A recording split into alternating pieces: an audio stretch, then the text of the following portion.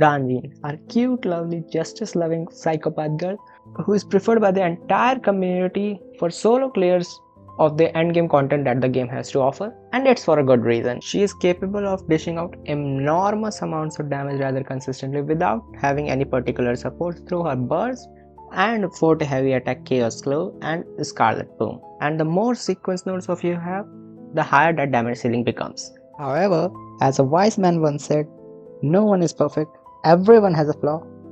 This statement holds for her as well. She has a downside in that she consumes her own HP to execute her combos perfectly, which makes her rather squishy compared to other characters in game.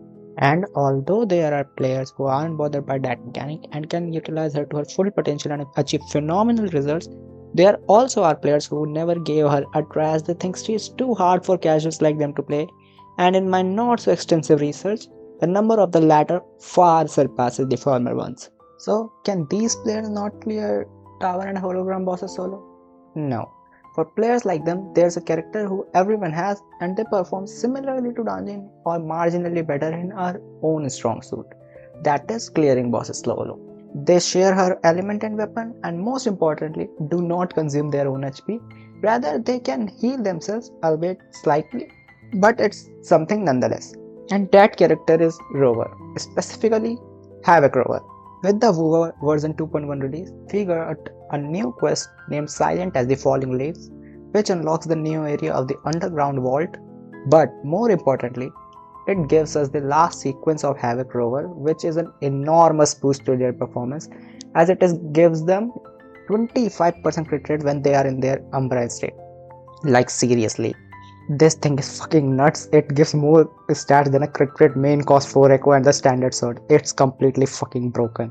And this last sequence of theirs helps their damage so much that now they outperform Danjin in her own specialty, that is solo clears. Don't believe me? Watch this clip.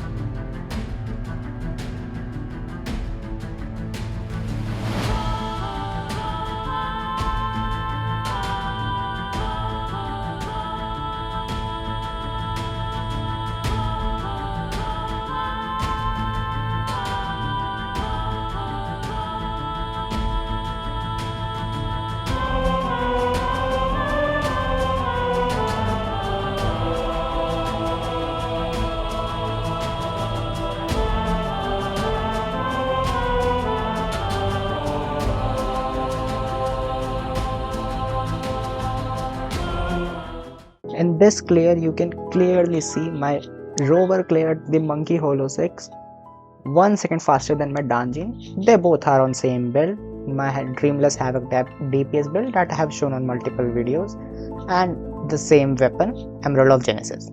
And yeah, I know a lot of people will say that it's just a 1 second difference, that's practically nothing. You are trying to look Danjin worse than Rover. And to my response, yes, I agree. A 1 second difference isn't that much of a difference to declare one character better than the another, but that's not the point that I'm trying to make. The point that I'm trying to make is that at S6, Havoc Rover competes with Danjin in solo clears while being more easy to play and master. All you need to know is the basics of their kit, their normal form, their Umbra form, and you would be good to go. Whereas with Danjin, you need a bit more practice and skill ceiling to achieve similar result. Or you could just use them both in the same team.